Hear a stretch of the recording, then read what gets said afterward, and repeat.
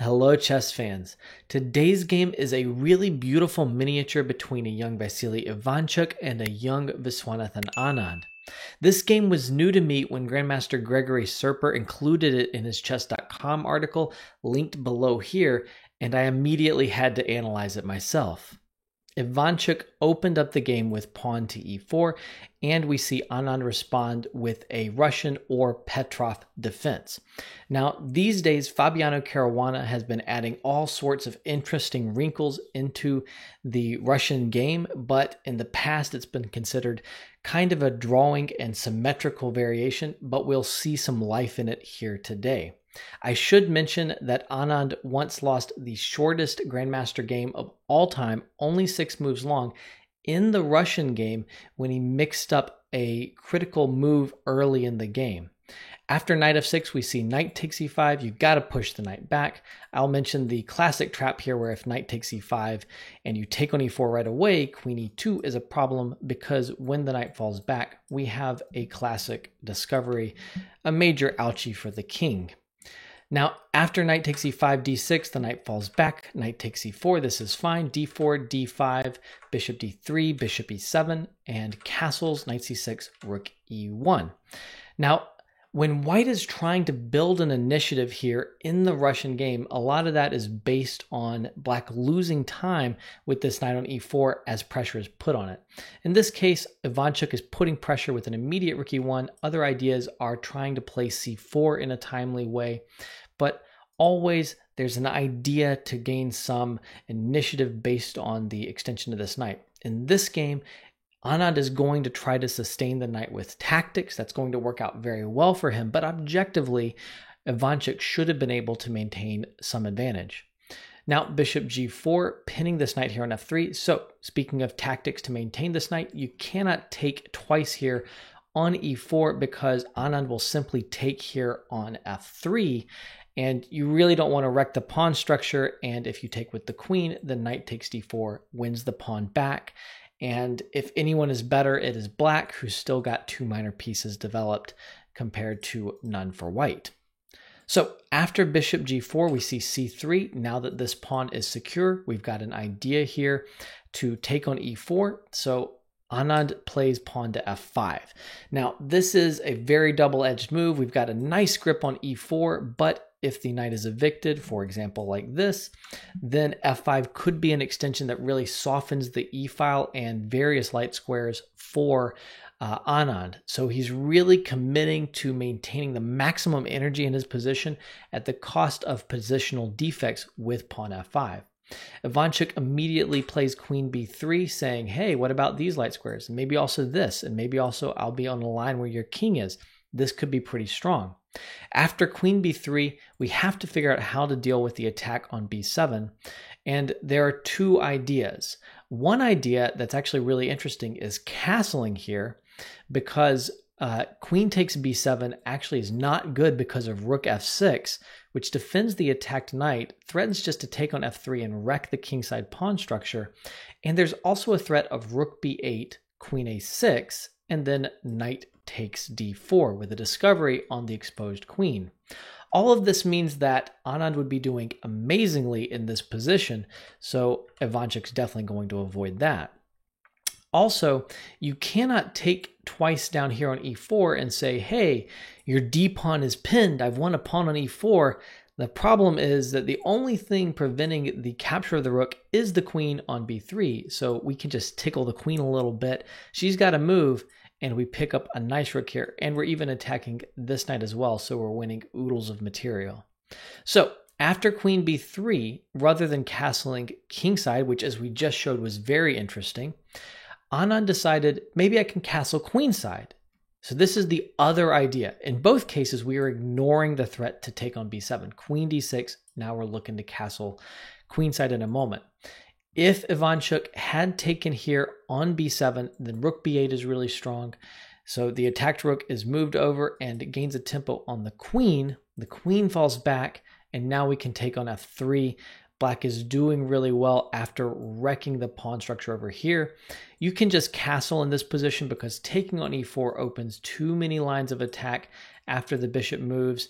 There's multiple good options like bishop h4 or even rook takes f2 when all of these black pieces are coming in for a very strong attack. Not going to analyze this whole variation, although it would be really fun, but I will say that these lines are not things that Ivanchuk wants to get into.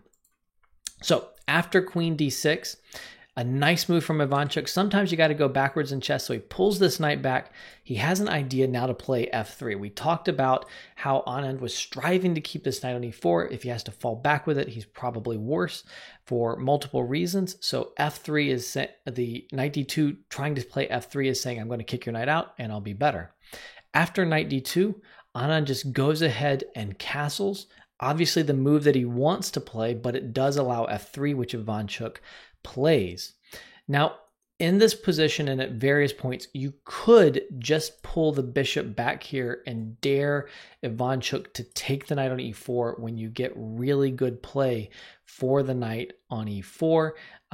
You have a strong pawn here and a good initiative in a number of ways. But that's not what Anand is looking to do. He wants to keep the initiative going. He wants to continue firing at Ivanchuk's relatively undeveloped king side. So bishop h4, boom, we hit the loose rook on e1. Of course, no g3, you can't do this. I will just take this, and after queen takes, the only question is which piece moving to f2 will be checkmate. If you go to h1, I'm going to put a knight on f2, and if you go over to f1, I'll put the queen on f2, so something to f2 will be checkmate on the next move. So since we cannot block, we must decide where to move this rook.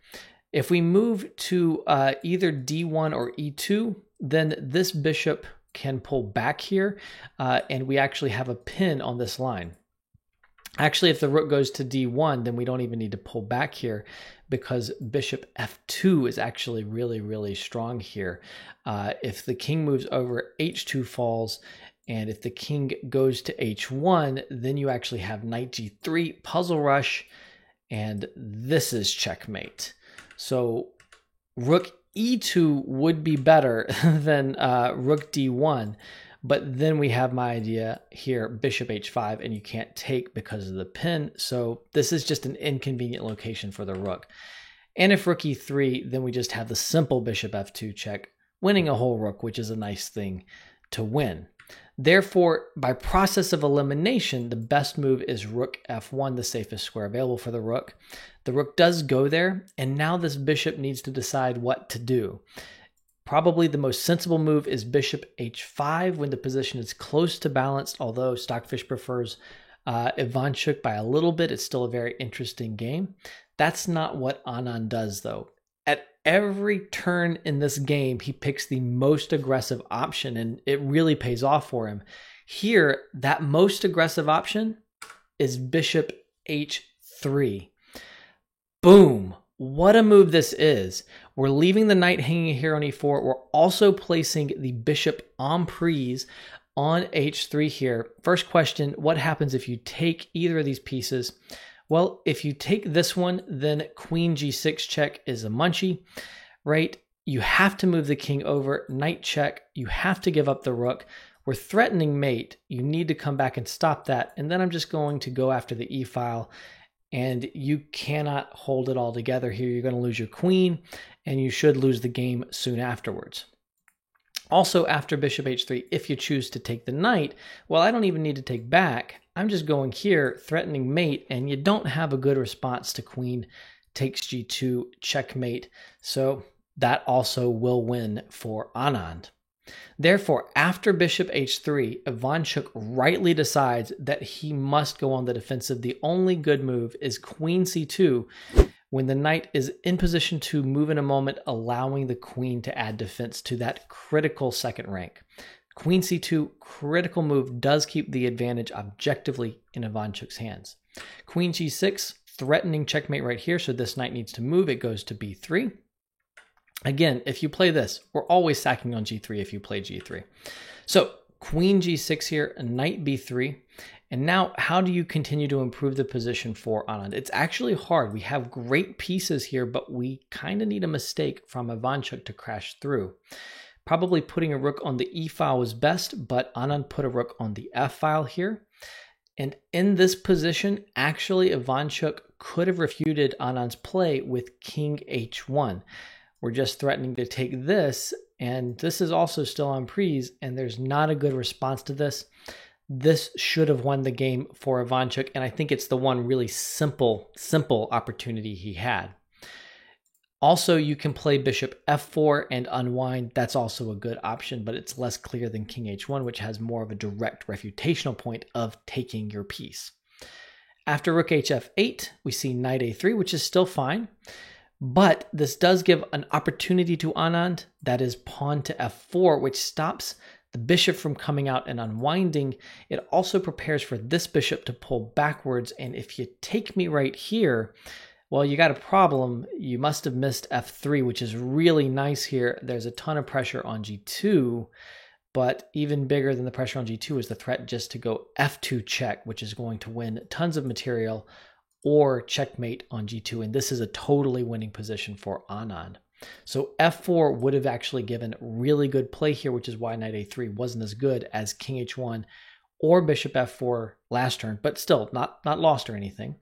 After knight f3, the other rook came over. Again, Anand's pieces are all in position here, but how do you break through? You need a mistake, and he gets it. The right move would have been bishop f4 here, which stops all of the counterplay. It includes this rook, and in the next couple of moves, you can play moves like king h1, and you should eventually be able to bag one of black's pieces without allowing counterplay. Instead, though, we got a little bit of impatience from Ivanchuk. He goes king h1 now. Definitely the idea that we've been talking about, unpinning and threatening this bishop, but this was the wrong moment. There is a tactic for Anand. Pause your video, try to figure out what it is. Well, the problem is that the back rank is soft, so knight f2 check is a winner. This is played. After knight f2 check, you can't move over because we broke your defense of g2. Check and mate to the king right here. So after knight f2, though, it is still possible to play rook takes f2, which is played, and for a moment, I would imagine that Ivanchuk thought that he was holding everything, at least before knight f2 check hit the board, because in this line, we're defending g2, and if you check us on the back rank, we can block, so it seems like everything's okay. The probably missed move here is bishop takes g2. And now if you take on g2, then you're no longer defending the back rank. We get the rook in here. You don't have a coordinated defense of f1, so ultimately you get checkmated on the back rank. And of course, after bishop takes g2, if the king moves over, there's lots of good ideas, but rook e1 check is the most straightforward. You have to block on f1, and we can take with discovered check, which is an easy win. Therefore, after bishop takes g2 check, Ivanchuk did resign the game right here, losing in 18 moves, one of the shortest games you will see among incredible players of this caliber. If you want to see a longer, richer positional masterpiece between these players, then do click on the chessboard to see the game between Anand and Ivanchuk, the same players, in 1991.